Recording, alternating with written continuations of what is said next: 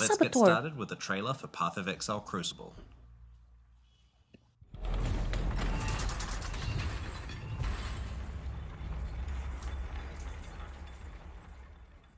Hail, one of many.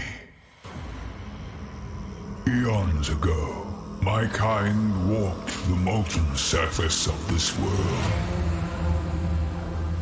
Now, we seek a champion.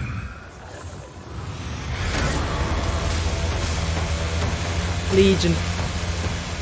You must endure the heat of the Crucible.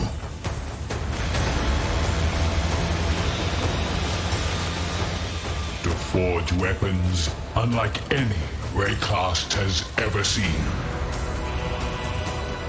Ooh. Whoa! Take up the power of the Titans and bring obliteration. Titans.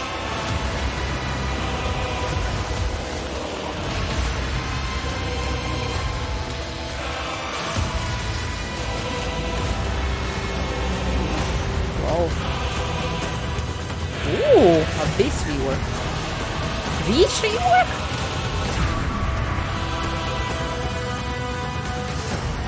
Gateways? Oh!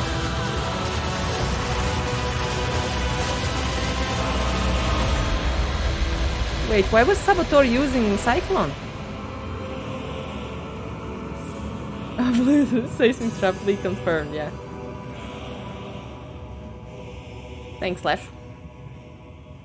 Crucible. Ooh. Okay, looks exciting. In Path of Exile Crucible, you'll learn about an ancient race of titans who once shaped the primordial surface of Rayclast. In this league, you will earn the ability to forge their power onto your weapons. And what form does that power take? In an iconically Path of Exile way, it's the ability to imbue your weapons with their own passive skill trees. These Crucible trees can have quite an impact on your character build. For example, in addition to the regular mods on this bow, its Crucible tree grants additional physical damage, physical to chaos conversion, the Master Fletcher notable passive, improved grace effect, and level 10 lesser multiple projectiles. What? While this is certainly a decent tree to get, it's not even the maximum depth and could be even more optimized for your build. In order to forge these powerful trees onto your weapons, you'll need to complete Crucible encounters. There's one in each area. Each encounter takes place at a Crucible forge. As you approach the forge, you'll have the choice of which of your equipped weapons you want to focus on. This can include ones on your alternate weapon swap if you want to improve one you're not currently using. After selecting a weapon, you channel it at the Crucible forge to spawn monsters.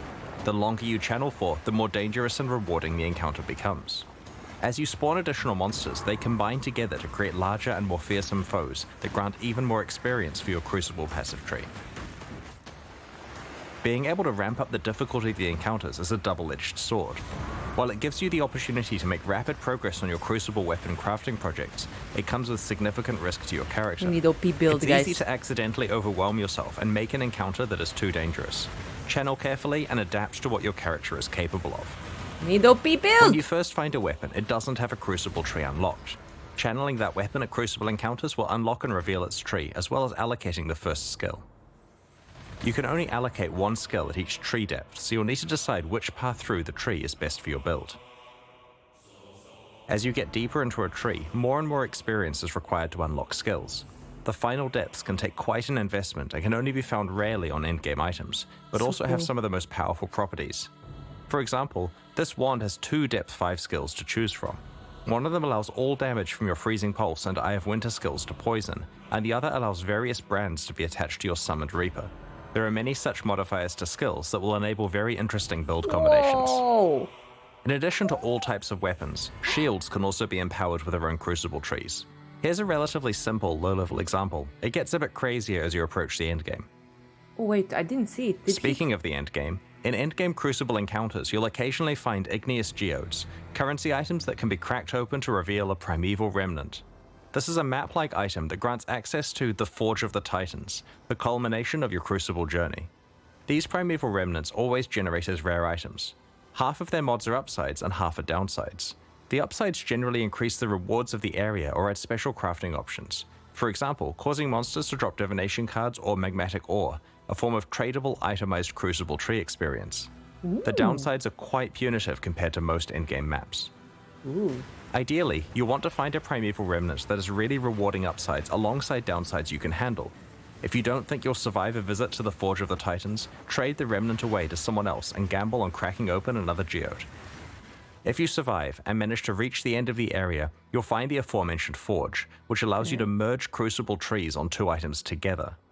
The way this process works is that you provide 2 items of the same class. For example, a pair of bows, a pair of shields, or a pair of one-hand axes. One of these items will be melted down and applied to the other, which will keep its regular properties. Their Crucible trees will be merged together in an unpredictable way, taking elements of each one. This is a little reminiscent of how recombinators applied to item mods, taking parts of each Crucible tree and merging them together, as well as randomly upgrading, downgrading, or mutating skills on the resultant tree. While this process can create some really powerful trees if you get skills you wanted from both items, it can also completely wreck your precious trees, so take care choosing which you risk combining. Okay. Now they're not ending the game. It's Also, some like recombinators, crafting. there are ways to manipulate the system to improve your odds at getting certain outcomes. For example, any skills that have been allocated are more likely to show up in the resultant Crucible tree. Oh, By looks so default, you interesting. can only add Crucible trees to non-unique items. But it's possible to get a mod on the Forge of the Titans map that allows you to imbue a unique item with a Crucible tree, which can then be leveled up via regular Crucible encounters. To combine Crucible trees on unique items together, you'll want to find a crystalline geode and crack it open to reveal the secret higher level version of the Forge of the Titans. I probably shouldn't say too much about it, but it will let you do some interesting things with Crucible trees. There's an important thing to note about Crucible trees on unique weapons. In addition to being much harder to unlock, there's a special rule about how they can be combined. A unique weapon must be combined with another copy of the same unique weapon to merge their trees together. Because this destroys one copy, getting a good Crucible tree on a unique weapon makes it insanely valuable. It may also raise the trade value of all unique weapons by quite a lot, as players sacrifice them trying to create perfect Crucible trees. Okay, Occasionally, cool. you'll find a Crucible passive skill tree with a special skill that indicates that the item will sell to vendors for a specific item in addition to its regular sale price. These vendor skills usually occur relatively deeply in the tree, so take some effort to allocate, but usually don't block skill choices you'd make when leveling the item up for Additional use. divine orb. The presence of these skills presents you with an interesting choice about whether you want to use the item or sell it to a Extra vendor, quality. and whether you want to spend your Crucible experience either revealing new trees to hunt for good skills, Wow, leveling we up need a items good to use, build. or leveling up items to sell. Crucible also features its own unique items you can earn. For example, Clarity? El Ebon's Visage, a unique helmet, is special in that it's the Crucible only passive skill armor tree. piece other than shields that can receive Crucible passive skill trees. Wearing it allows you to double down on certain properties that are only available through these trees. There are several other unique items exclusive to Crucible for you to discover in this league.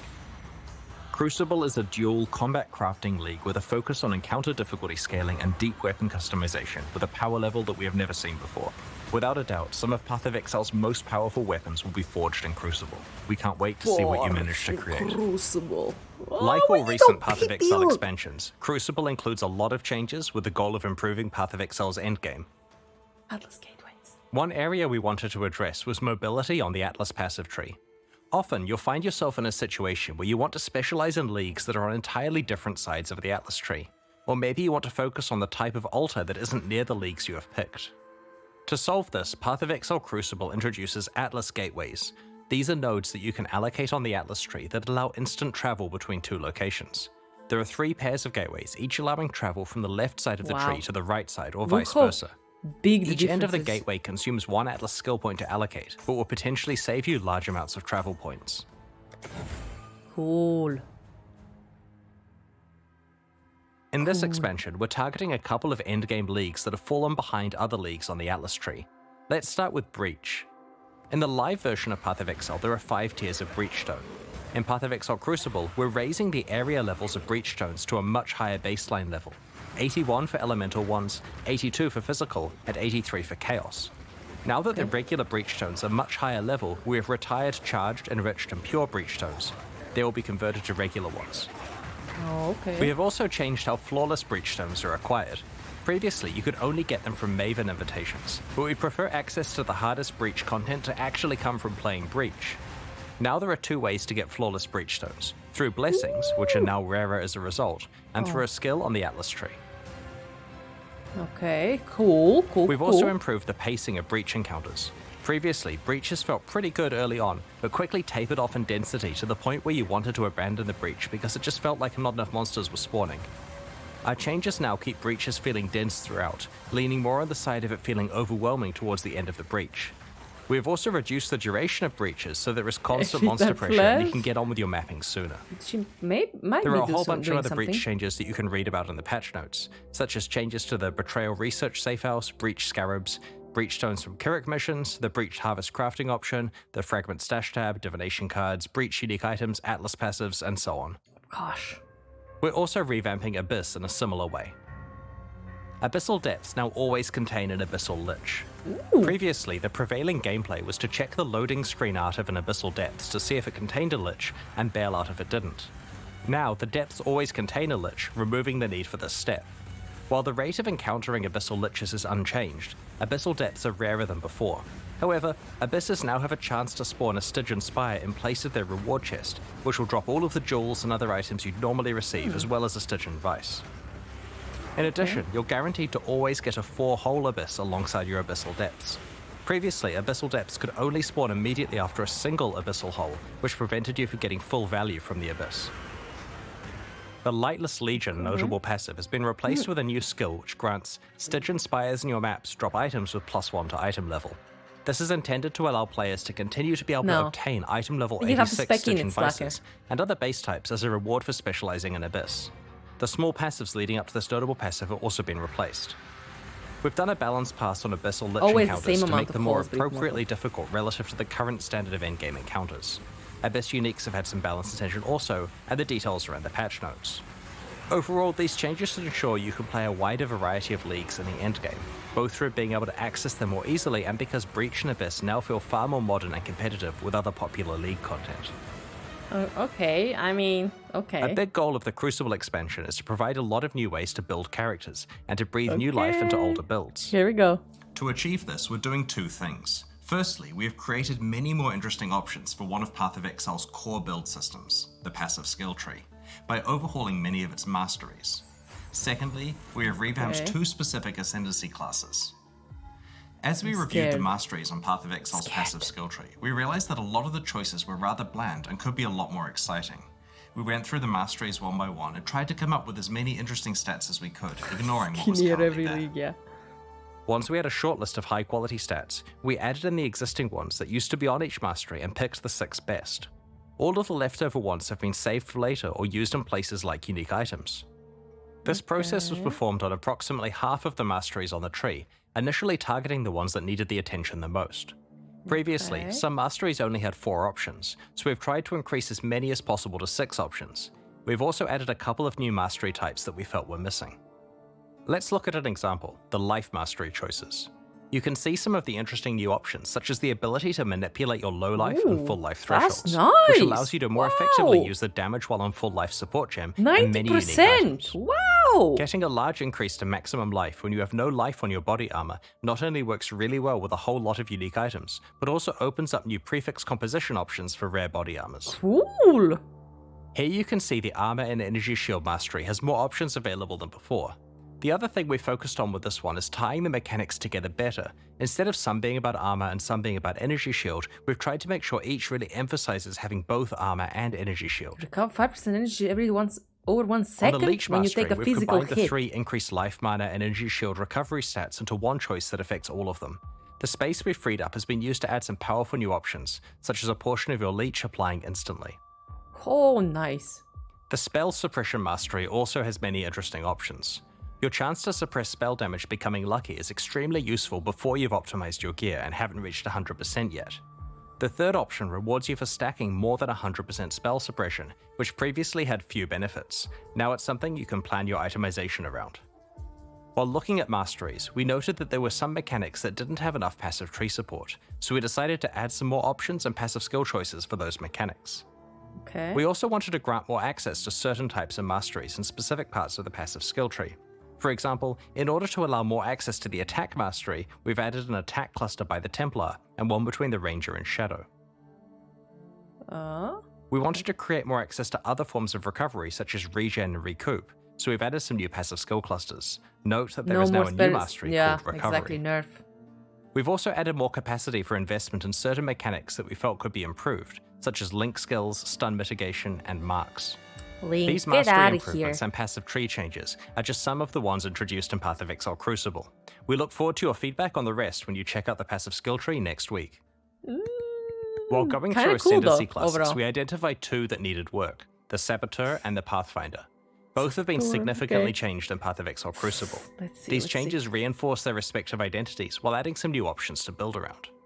The Saboteur is definitely the Ascendancy class most aligned with traps and mines, but the old version of the Saboteur made it difficult to play anything but traps or mines.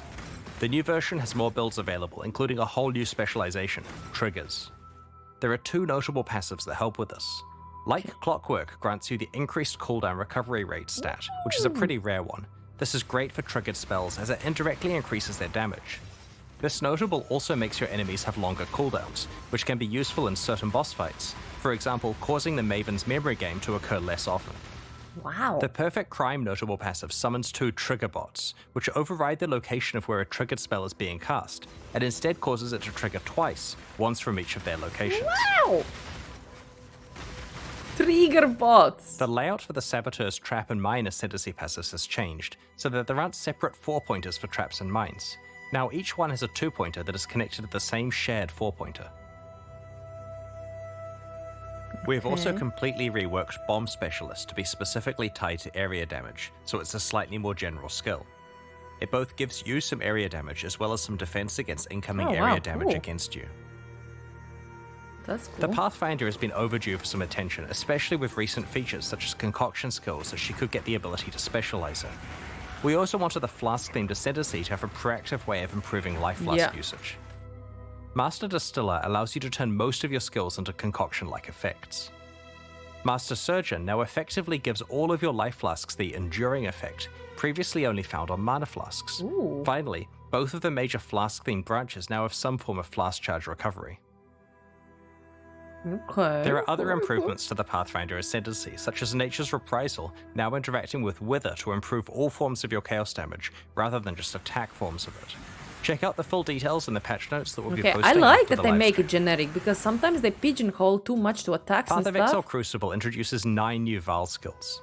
Last expansion, there was an emphasis on melee Val skills. Val skills. In Crucible, we're making sure that many other types of builds get new skills to build around. Let's go. Val skills let us introduce quite powerful effects that we couldn't normally give to a regular skill that can be used constantly. They also implicitly act as a buff to the underlying skill. Val Absolution upgrades one of your Sentinels of Absolution into an Apparition of Innocence. Woo! You can only have one apparition at once, but just check out these massive AoE skills it uses. Wow. Val Arctic Armor instantly encases you in ice, preventing non-instant actions including movement, but granting massive damage reduction against hits. After a short duration, it also starts to regenerate your energy shield and mana at a fast rate. Both the damage reduction and regeneration last for a few seconds, or until you have been hit 3 times. It cannot be manually cancelled.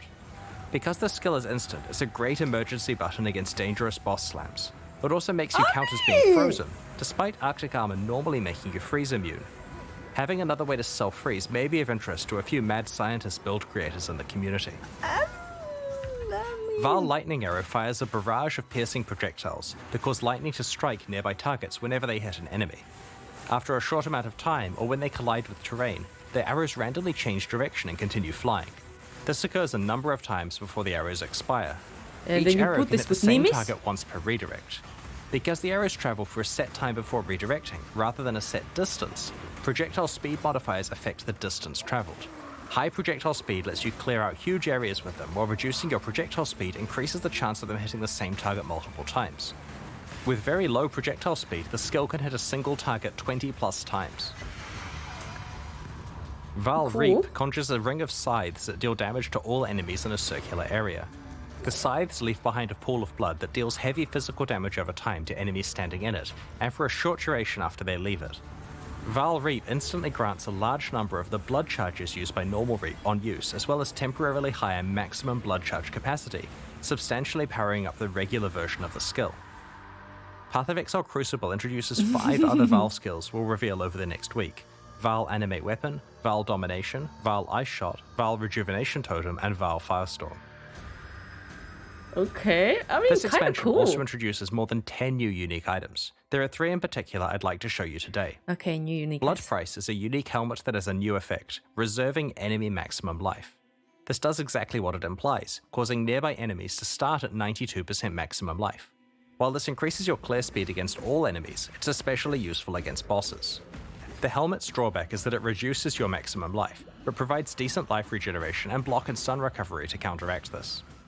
Tainted Pact is an amulet that causes chaos damage over time to heal you while you're leeching life. While the amulet provides a decent amount of life leech itself, it'll certainly require a few tricks to unlock its full potential.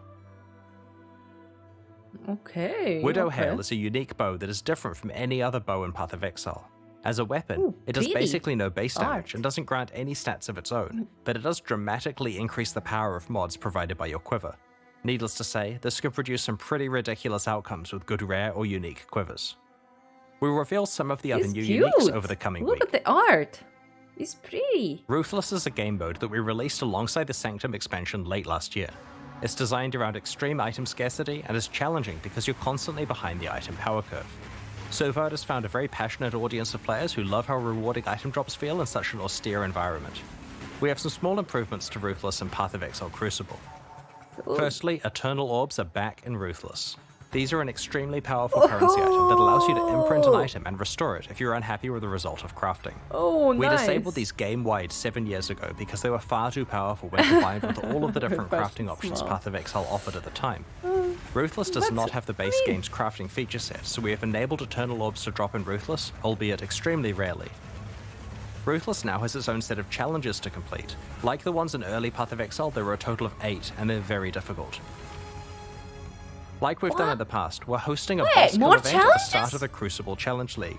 It'll be held in Ruthless Hardcore Solo Self-Found, and will require you to kill both the Uber Searing Exarch and the Uber Eater of Worlds, Oh, okay. making it by far the hardest event we have ever run. The first place winner will get to work with our design team to add a new unique item to Path of Exile. They'll also receive a transferable Ultra VIP ticket to ExileCon in July. If they aren't able to attend or already have a ticket, then they are allowed to sell this one as they see fit. Second and third place finishers will receive a transferable VIP ticket to ExileCon that can also be sold at their discretion. Aw, man, if If only you'd I like was to good at enter the the game. event, just create a character in Ruthless Hardcore Solo Self-Found on launch day. Best of luck to Ruthless everyone. hardcore solo self-found. On the weekend of July Uber 29 to Searing 30 New Zealand Exarch. time, which is July 28 to 29 for much of the rest of the world, we're going to An be hosting Uber Eater ExileCon World 2023 Kill. in Auckland, New Zealand. Ruthless While solo tickets to the self-found, in-person guys. event are very hard to get, we'll be streaming the entire event for free. At ExileCon, we'll reveal our latest updates on Path of Exile 2, Path of Exile Mobile, and the next Path of Exile 1 expansion. Make a note in your calendar, tell your friends, and don't miss it. The second day of the Path of Exile livestream culminates in a competitive race event between some of Path of Exile's best players. In order to select the 4 competitors, we're going to run qualifier events during the months of April and May. The winner of nice. each event will receive a VIP ExileCon ticket, return flights to Auckland and accommodation, and will compete in the race event live on stage. All 4 qualifiers in the final event will be run on the 3.21 version of Path of Exile, which has received a fair amount of early game balance work that will change the racing meta quite a lot. You'll be able to read more in the patch notes. Once 3.21 very releases cool. next week, you'll be able to solve the new meta, practice hard, compete in the qualifier events, and hopefully win your place on stage in July. Good luck to everybody Alongside who's Path of Exile participating in Crucible, that. we're introducing a few new types of microtransactions. An example I wanted to describe today is that of mannequins. These are hideout decorations that you can place to show off sets of microtransactions you have assembled. You can equip them with your spare micros and pose them in various ways. It's also cool. possible to swap your entire outfit with a mannequin's one, which lets you easily store micro sets to be retrieved later. Oh, cool. Other new microtransactions coming up include wrapping paper, which lets you gift wrap items to hand to other players, or even drop in town for random people to pick up. Ah, that's funny. Today we're launching 2 new Flex, series of yeah. supporter packs, the Lithomancer and Enchanter packs. Each Okay. tier contains the pack's full face value and points, alongside several exclusive microtransactions. These packs are only available for the duration of the Crucible League, and will leave the store forever when it ends. As always, the microtransactions in these packs are purely cosmetic and do not affect your character's power or progression in any way. The Lithomancer series of supporter packs contains 6 exclusive microtransactions. Bear. Look at The the Tunnel bear. Bear isn't just adorable, he will also take the place of the Crawler in Delves, lighting your surroundings and laying down cables. So funny, he's Apparently, pooping this it is out. what happens when your bear gets into a kilo of sulfite. Might explain what happened to Nico. Look at the bear. So cool. The Ring of the Demon Slayer attempts to exorcise rare and unique demons when you hit them. The souls of defeated demons are banished to the depths below.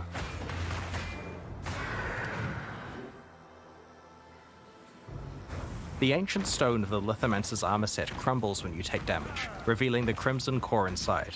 The stone reforms if you haven't taken damage recently. Pay to win.